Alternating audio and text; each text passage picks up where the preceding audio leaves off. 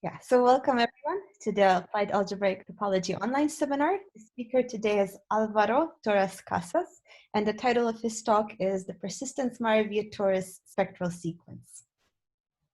Okay, thank you very much for the opportunity to talk here today. I'm going to talk about, well, what has been the main topic in my thesis since I started almost 3 years ago, and this was suggested by my supervisor, Dr. Ulrich Pennig, who has, helped me to come up with a lot of these ideas. And currently, I'm in Cardiff University, and I'm supported by the Engineering and Physical Sciences Research Council. So the motivation behind studying this spectral sequence comes from trying to parallelize persistent homology. And in particular, the idea will be to start with some big simplicial complex or CW complex, which has a filtration function. And we would like to compute persistent homology of each subcomplex and then be able to put all this information together to obtain the persistent homology of the whole complex K. Another interesting question, which we might get some information when doing this, is getting an idea of locality of homology classes. And what I mean by that is, suppose we have some homology class in K, it will be nice to know for which subindexes, taking the union of the corresponding complexes, we have that this class is contained in this union. What I really mean by this is that this class is containing the image of the morphism induced by the inclusion of this union on the bigger complex. And then putting all this information together, it will be even better to get like some enriched barcodes where we have the classical barcode information, but we also get some extra information that tells us something about this locality of persistent homology barcodes. Right, so a little bit of literature review. This will not be an exhaustive list. There's a lot of people working on very similar problems, and but this is the most related to what I'm working. So the locality of persistent homology classes was presented by Carlson and Somerodian in 2008. And what they use is the Mayer-Vietoris blow-up complex with a filtration that looks at the degree of intersection between subcomplexes, and they use this filtration to get an idea of how local various homology classes are. Then later in 2009, Carlson, De Silva, and Dmitry Morozov, they use zigzag persistent homology. Well, they presented it, and one particular example is the case when we have a big simplicial complex, or some complex, and together with a sequence of subcomplexes that overlap at some intersections. The idea is knowing from this zigzag persistent homology how various homology classes are present across consecutive subcomplexes. And then later in 2011, David Lipsky, Primoz Krab, and Michael Bermejo Johnson proposed using the spectral sequence, well, the Mayer-Vietoris spectral sequence for parallelization of persistent homology. And the advantage of their approach is that we don't have a big restriction on the cover. So as far as it's finite, that's fine. So one can take an arbitrary cover, but that's the main thing. And their approach, they describe very well this process. And the only thing that needs to be solved is the extension problem. Later in 2015, Ryan Lewis and Dmitry Morozov used the blow-up complex for computing persistent homology in parallel. So what they did is you take a cover by subcomplexes of complex and then compute persistent homology of each subcomplex.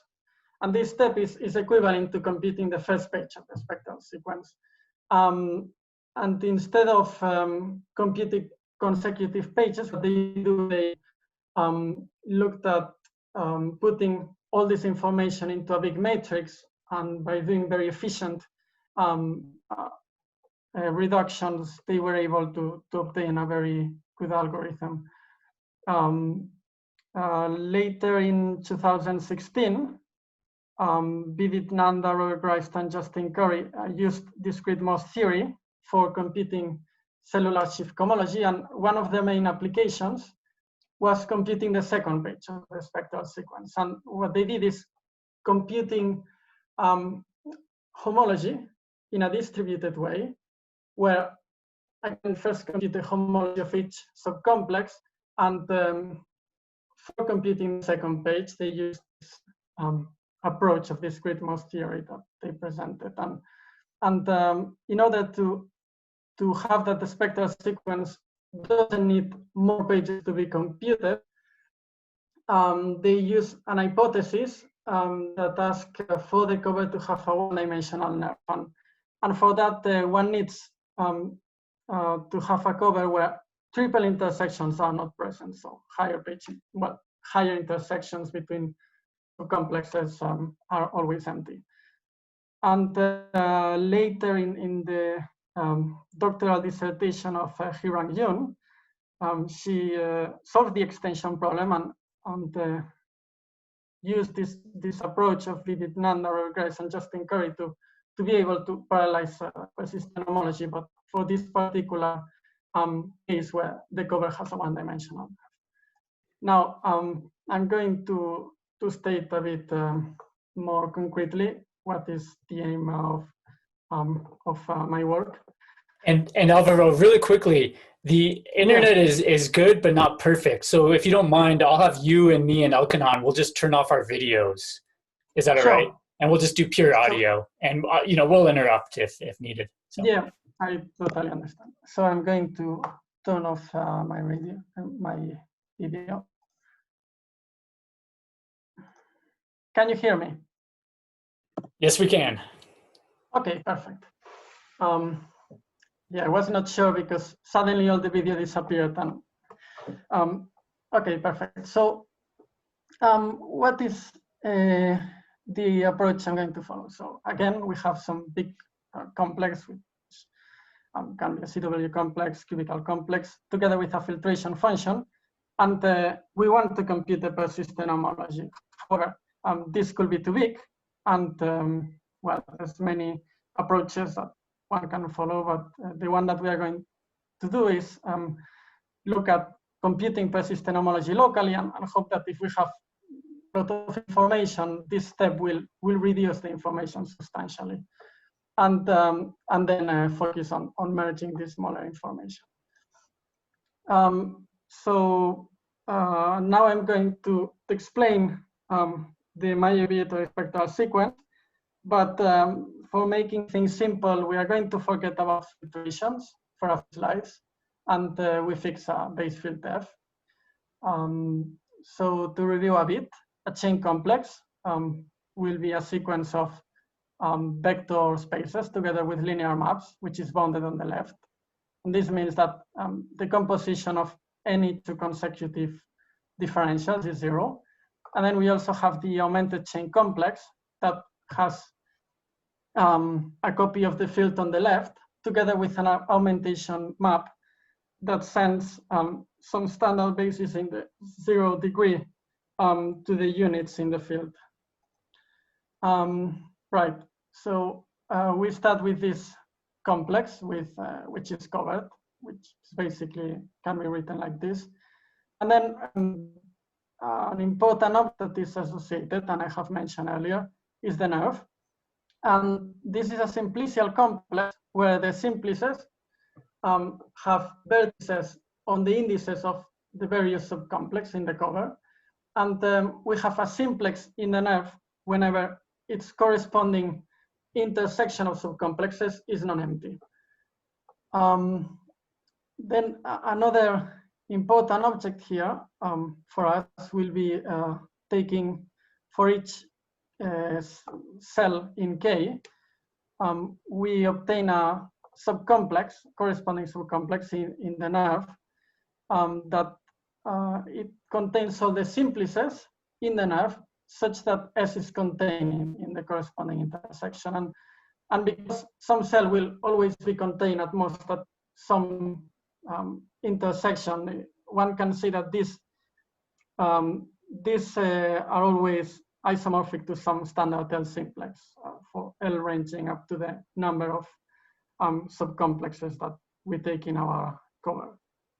And because of this, the augmented chain complex of this corresponding subcomplex will always be acyclic. Now let's look at a little example. So suppose we have a simplicial complex, which is covered by 4 subcomplexes, A, B, C, and D. Then the nerve will be like this. And the vertex V, for example, will be contained in the intersection between B, C, and D. And that's why the corresponding subcomplex will be the standard 2 simplex on the vertices B, C, and D. And then the H tau will be contained in the double intersection between C and D. So the corresponding simplex will be the 1 simplex between C and D. And using these subcomplexes of the nerve, we can define the Czech complex as on degree n as the sum, the direct sum over the n cells of K of the augmented chain complexes of these corresponding subcomplexes of the nerve. And because we did the direct sum over all the cells in degree n, on the augmentation degree, so the degree -1, what we have is isomorphic to the n chains of K. And for higher degrees, it can be checked that this will be isomorphic to the n chains over the I-fold intersections of the covers. And for whoever has encountered before the Czech differential, the differential that one obtains between these terms is the same as a standard definition. Yeah, and from this description, we know that this is acyclic because we are adding acyclic chain complexes. Now, the next important object will be the complex that we obtain by taking all the Czech complexes and stacking one on top of another, together with the internal differentials on each direct summand. So the PQ element in the double complex will be equal to the Qth chains over the p-fold intersections, and the vertical differentials and the Czech differentials, once we compose them twice, we get 0, and we also have commutativity. But instead of just taking commutativity, we turn this into anti-commutativity because we want to obtain a double complex. And what we do is we multiply by -1 power the degree of the column. And then this now is anti-commutative. And why is this important? Well, there's another chain complex that will be central in this construction, which is the total complex. And we essentially, the n degree of the total complex is equal to taking the direct sum over the nth diagonal of the double complex. And the total complex differentials are given by the sum of the vertical differential plus the Czech differential times this -1 factor. So for example, alpha 2 here will be equal to d applied to beta 2 plus -1 to the power of 1. So just -1 of the Czech differential applied to beta 3. And so taking the total complex, we obtain some total complex differential. We obtain some chain in the next diagonal. For example, when something lies in the kernel, what we get is 0 on the next diagonal.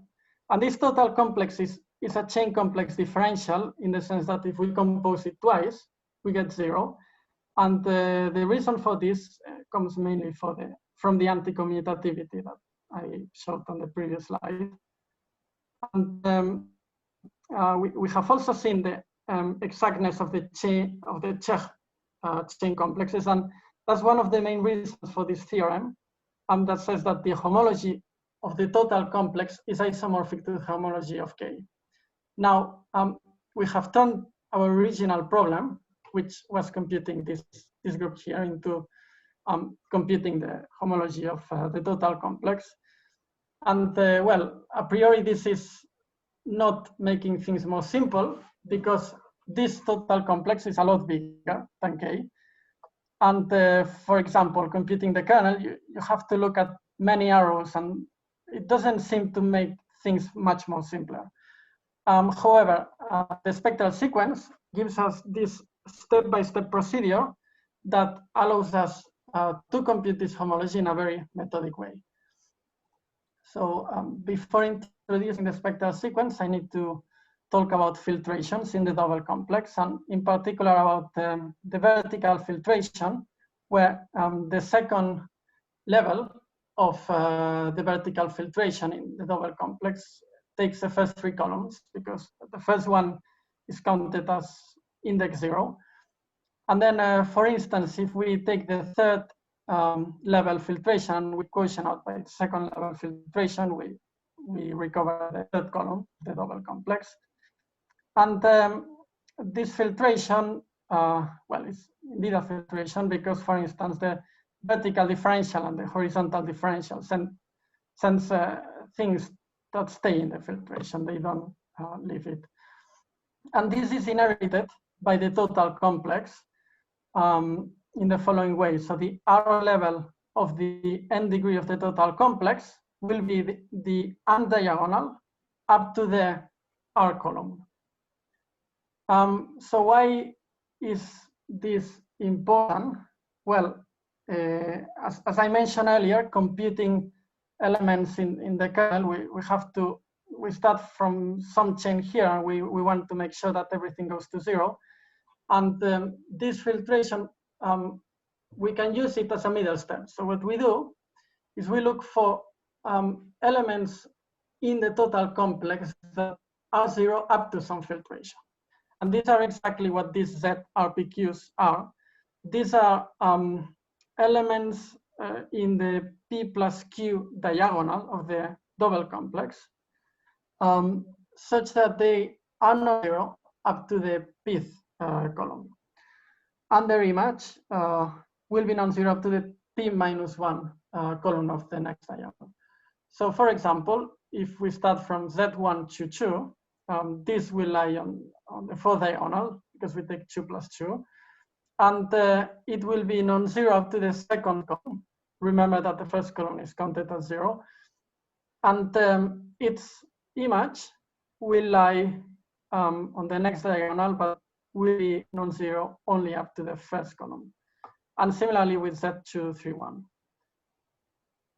Now, the next object is PRPQs, and these are very similar. So now we look at chains that are in the image of some previous filtration. So these are chains lying up to the column P, such that their pre-images might be non-zero up to the column P plus R.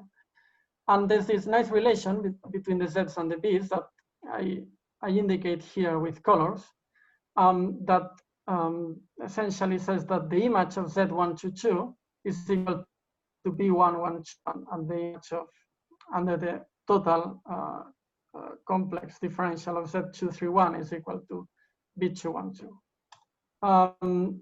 Now, some properties of these objects. BRPQ, as one sees in the definition, is much of the total complex. And as we have seen before, composing twice the total complex differential is 0. So this property follows directly. Then we also have a sequence of inclusions of the Bs and the Zs which essentially this happens because at each step we are allowing to have more non-zero elements in bigger and bigger levels of the filtration, and that's why one obtains this sequence. And then this third property is what I just described from the previous slide. And once we have all these elements in place, we are ready to define the terms in the R page of the spectral sequence, which on the PQ position, they are given by this quotient between Z's and B's. And these elements have arrows between them. And these arrows are given by applying the total complex differential, but induced on these quotients. So let's look at some properties of these spectral sequence terms.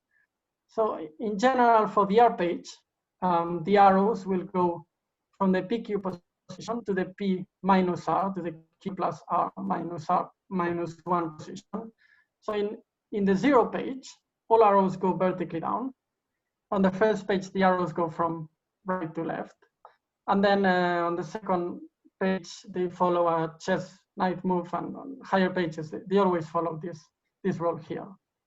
And these are chain complex differentials in the sense that composing any pair of consecutive arrows, we get 0. And computing the homology of any page using the arrows that we have on that page, we obtain the terms of the next page. And also, we usually assume in this context that after a finite number of pages, all the terms stay the same, and that's usually written like this. So we have reached the infinity page, and one says that the spectral sequence has collapsed. And also the last important property is that the spectral sequence converges to what we want. So in our case, what this means is once we have reached the infinity page, all we need to do is add up the terms in the diagonal, and we recover the homology of K. Now, this is the theory of the Mayer-Vietoris spectral sequence, but now let's look at how we compute this. So the PQ term on the 0 page will be given by this quotient between consecutive levels of the vertical filtration, and that's isomorphic to the SPQ term in the double complex. And this is what I explained earlier. So these are the Q chains over the p-fold intersections. And the differentials on this page, they go vertically down, and they are split in this direct sum. So we can compute the homology of this page in parallel without much problem. So what we do is for each p-fold intersection, we look at local differentials. We compute the homology of this, and in the process, we store bases for the images. We also store elements, chains on the domain of these arrows that when we apply the differential, they give us generators on this basis that we had. And we also store representatives for the homology classes. And putting all this together, we obtain generators for the first page terms of the spectral sequence. Now, that's computing the first page. As I explained earlier, these terms are described by this quotient, and one can check that this is actually isomorphic to what we just computed. So the direct sum over the Q homology groups of the p-fold intersections. And now for computing the next page, what we are going to do is we take some generator in the PQ position, and we take the most simple representative that we can take. So it will be 0 everywhere except for just the P position. And because this was lying on the kernel of the vertical differential, it goes to 0. And this is applying the total complex differential here. So here we will have 0 and some non-zero term. And what we are going to do is turn this into a sum by generators that we have computed for this position in the spectral sequence. And how we do that? Well, we look at p-1 for the intersections, and for each one of these, we look at local coordinates of this image. And for that, we use the generators for the image that we just stored, and also the generators for homology classes. And the idea is to look for a combination of these columns. So this is a matrix, and these are the coordinates that we are starting from. So this is only a linear equation. And we look for a combination of these images and these homology representatives that leads to these local coordinates. And we store the coefficients of the first entries and also the ones corresponding to generator, we call this C beta. And because we were storing pre-images for each one of the generators in the image, these coefficients here lead to a chain in the q+1 degree of the local complex that we are looking at. And altogether, we get this the information for the following equation. So we get some chain whose image under the vertical differential is plus some combination of representatives of homology classes with these coefficients that we have give us exactly these local coordinates that we have. So doing this in parallel over all the p-1 intersections, we get a global lift plus some combination of all the generators in this position of the spectral sequence. And what we do is we started from this representative whose image under the total complex differential went to this. And we modify it in this position. Even though we modify it, it still represents the same generator on the first page. And now its image under the total complex differential will have this form. And this is nice because now we know that this generator goes to this combination of generators on the next position. And because we're looking at these first page differentials, they are just linear morphisms. Using these coefficients, we obtain a matrix for this linear morphism, and we can apply a standard Gaussian elimination and obtain basis for images. Again, obtain pre-images and kernels. And the nice property of this new representative is that now, when something lies in the kernel, we can obtain a representative in the total complex that will send everything to 0 except just one entry.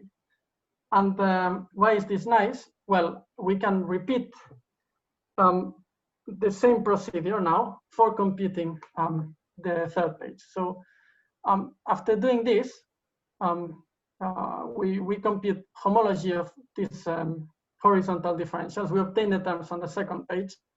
And now for the generators of the second page, for each one of them, we know it will lie in the kernel. So we can get a representative in the total complex that will be 0 everywhere except for just one position.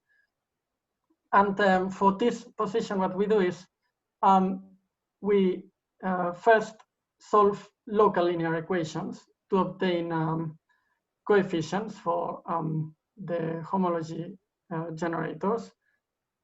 And then once we obtain these first page coefficients, we solve higher page linear equations. So what we do is take some matrix where the first columns will be given by generators for the image of the horizontal differential. So in this case, it will be R equal to 2. So this will be T1. And we also have generators for the second page terms. And here we'll have the coefficients that we obtain in parallel on the local equations. And now this equation won't be solved in parallel. Here we are taking into account the information overall complexes. But here at this step, we have got rid of all information that was not in homology. So all simplicial or cellular information is not here anymore. So as far as the homological information is much smaller, this linear equation should not be too expensive.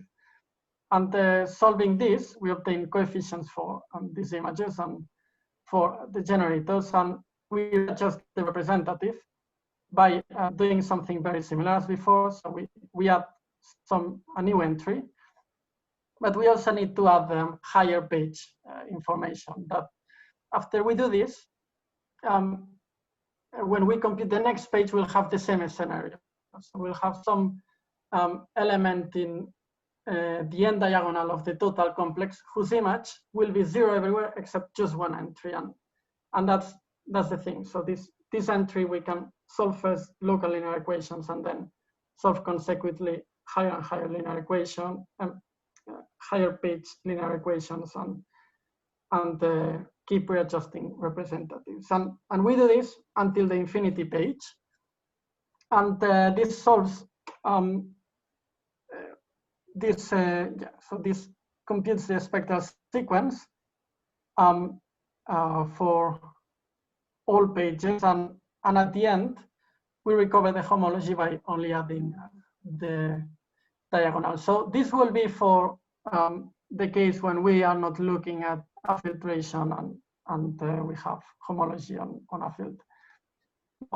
When we look at persistent homology, the first thing to notice is, okay, all the time we compute images, kernels, and co-kernels of linear morphisms. And in the case of linear algebra, this is direct, there's no complication. In the case of persistent homology, it's a little bit more complex. And luckily, this was already done by Cohen-Steiner, Desbrunner, Har, and Morozov in 2009. And at the end of the paper, they mentioned that their algorithm can be used for computing images, kernels, and co-kernels for persistent morphism induced by simplicial morphisms. And what they do is they use the mapping cylinder, and their algorithm is very efficient in this case. But for this spectral sequence, what I needed is an algorithm that will handle any persistent morphism, no matter where it comes from. And also another important thing is that many bars could be born or die at the same time, because this on the spectral sequence happens frequently. And that's why on the preprint that I put on last July, there's a lot of, well, on the first pages, there's quite a lot of theory on barcode basis and box plus operations. And this whole theory is, the main point of it is making sense of an algorithm which I call image kernel. And all it is a persistent Gaussian elimination that goes over all persistent values, adjusting a Gaussian elimination so that we obtain a basis for kernels, images, and co-kernels. And this algorithm, its efficiency takes this time. So, well, its performance depends on these parameters, where n is the number of values where some might be born or die. M is the maximum between the number of bars in the codomain and domain of the persistent morphism, and then with the number of bars and the codomain squared. Right. So we can use this algorithm for computing the persistent Mayer-Vietoris spectral sequence, and it's the same as the algorithm I described earlier. The only difference is now at each step, whenever we take a generator, it has an associated interval that starts at value A alpha and ends at P alpha. And each time we solve local linear equations, so higher page equations, we need to take matrices at the start value A alpha. And what I mean by this is we only keep those rows and columns whose associated interval contains A alpha. And doing the procedure before and using this image kernel algorithm, we are done up to the infinity page. And this is what about a year and a half ago or even more, I did a first prototype of this, and I computed the spectral sequence, and for some test it was working. I was like, okay, this is perfect. But then sometimes I will get something like this. I will expect to have 2 bars, like in this diagram, but instead what I will obtain is a couple of bars floating around plus some bit splitted from it. And I will not know why this was happening. And then I had a little bit, I studied a bit more the literature, and there was this extension problem. And then I realized that Hiran solved this for the particular case where the nerve of the cover is one-dimensional. And then I used, the theory that I developed of the image kernel, which helped me to solve this particular problem for no hypothesis on the cover apart from just being finite. And it turns out that it's not so different from just computing pages of the spectral sequence. So suppose the spectral sequence has collapsed at page L. Then what we do is we take some class in the PQ position of the infinity page, which has an associated interval going from A alpha to B alpha. And this will have a representative in the total complex. And what we do is we take the last non-zero entry and solve local equations at the end value, at B alpha, and also higher page equations. And after doing this, one obtains coefficients in terms of generators in the infinity page in the position PQ. And in this process, we obtain enough information to modify this representative so that the next representative that we obtain has the same form, but now it's non-zero up to the position P-1. And then we repeat the same on the position P-1. So solve local linear equations, higher page equations, obtain local coefficients, and repeat it until we get coefficients in terms of all the diagonal elements. And these coefficients lead to an extension matrix, which essentially what it tells us is, okay, once you have got to the infinity page and added all the elements in a diagonal, whenever a bar dies, this extension matrix tells you whether this bar is really dying or it's gluing to other bars that might still be alive. And essentially to recover the persistent homology of K, what one needs to do is apply image kernel to this extension matrix, and then that's it. A little bit on computational bounds. So taking the maximum size of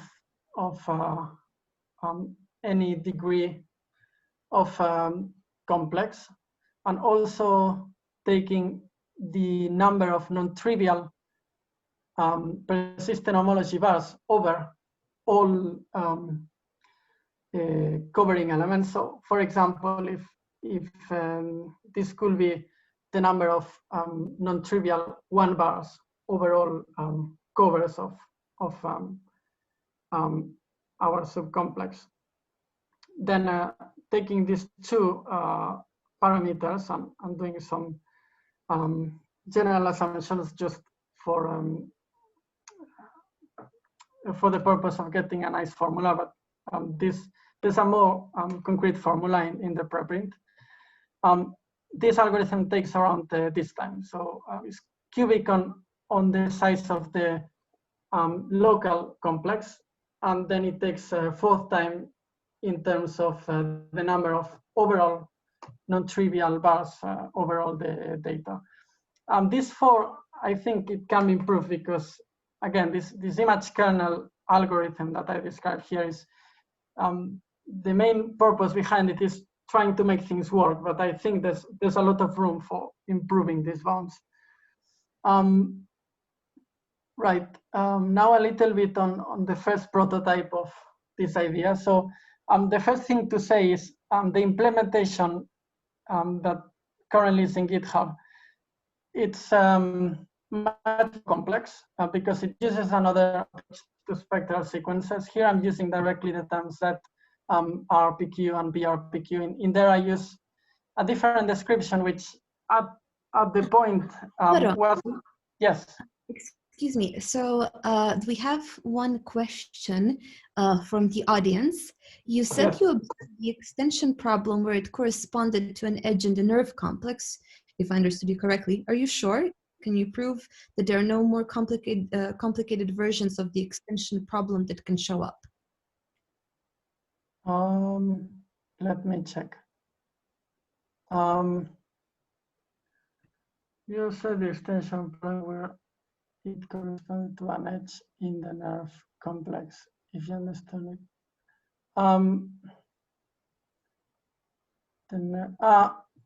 Okay, here, the extension problem, the main idea here is we look at it as directly on the total complex.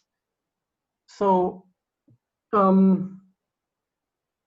the main idea is looking at whenever a bar has died in the infinity page, we go down to the representative that we have on the total complex, but back to the 0 page. And what we do is, for a moment, we forget about persistence, just restrict to that depth radius, so the B alpha.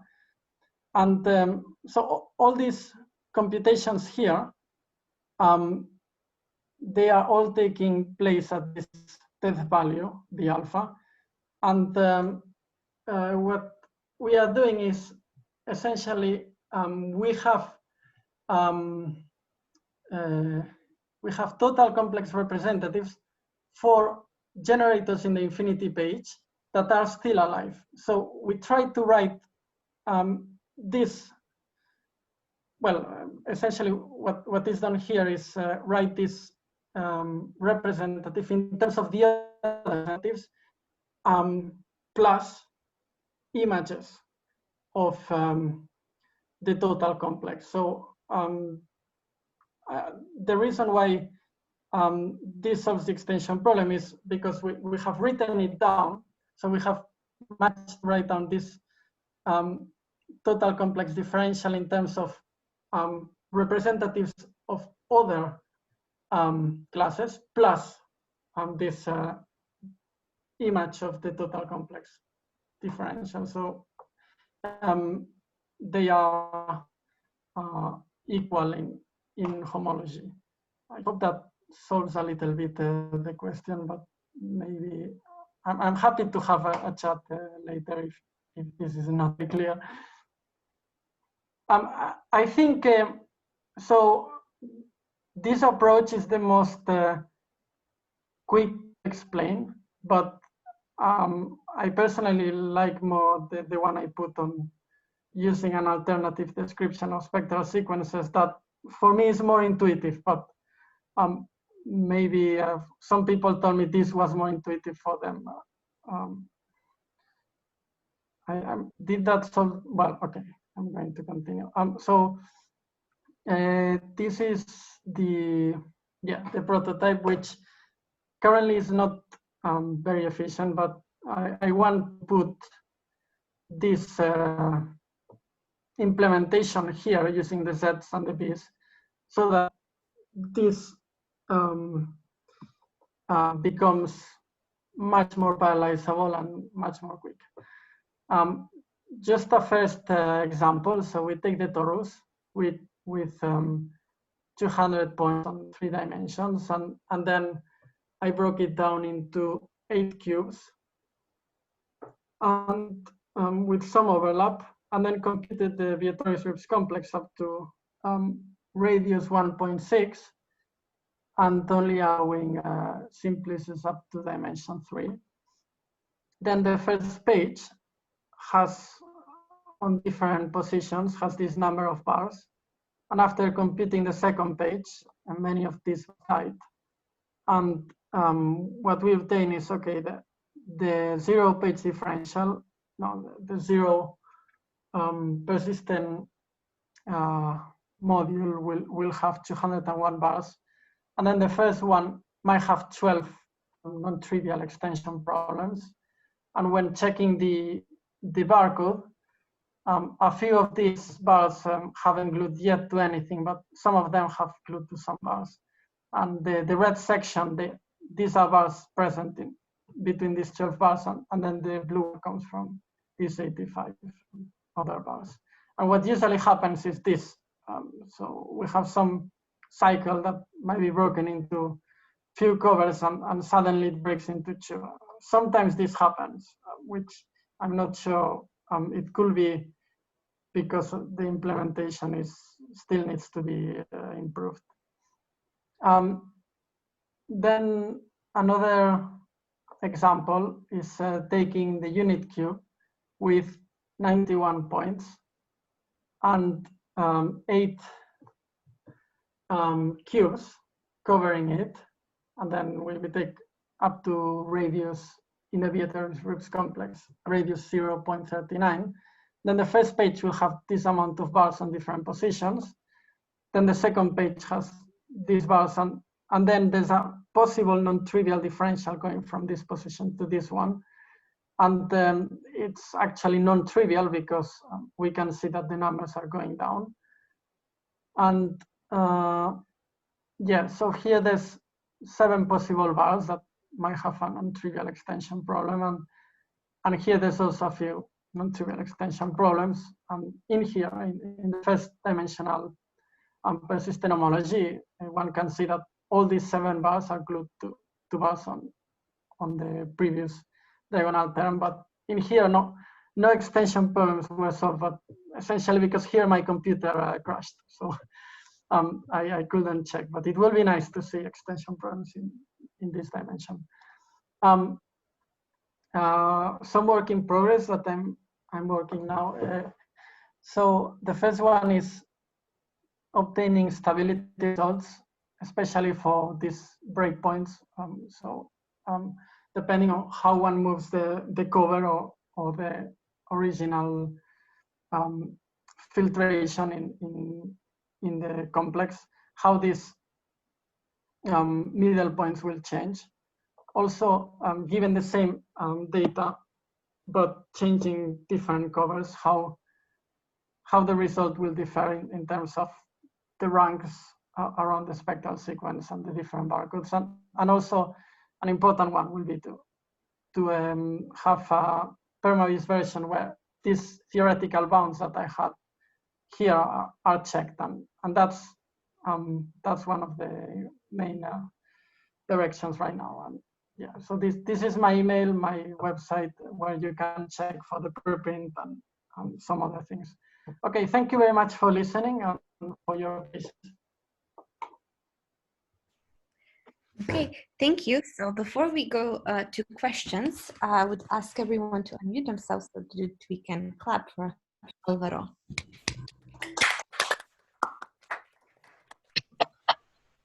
And feel free to turn your video back on if you like, Álvaro. Yeah. Okay. Yeah, and now questions.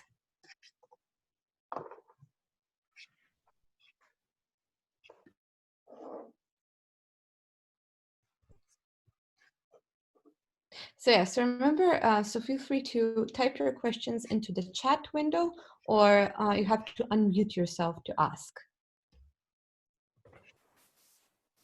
Just a comment, I think it's really pretty how these extension problems turn into gluing bars together, because spectral sequences are hard and abstract, and this is a nice visual representation, of something as complicated as an extension problem. I think it's quite nice and a good way to advertise spectral sequences to other people. Yeah, hopefully, I've been trying to simplify this as much as possible, but it's very complex. but yeah, I think the main reason for this is probably we're looking at the simplest spectral sequences a lot more. But yeah, it's what is happening. I think probably for multi-persistence is not so nice, but I haven't attempted to do that. But also the accompanying software is really nice too, you know, to make it seem more real. Yeah, it needs to be more optimized, especially this approach that I just showed now. It's not in the actual software. What I'm using is another representation of spectral sequence where instead of storing representatives in the total complex, I store them on just one position. And then each time you need to things, and that's not very efficient. So it's I hope this this approach will speed up things, but coding takes time, and haven't been able to do that yet. And I also have to finish the thesis, which also takes time. Very nice.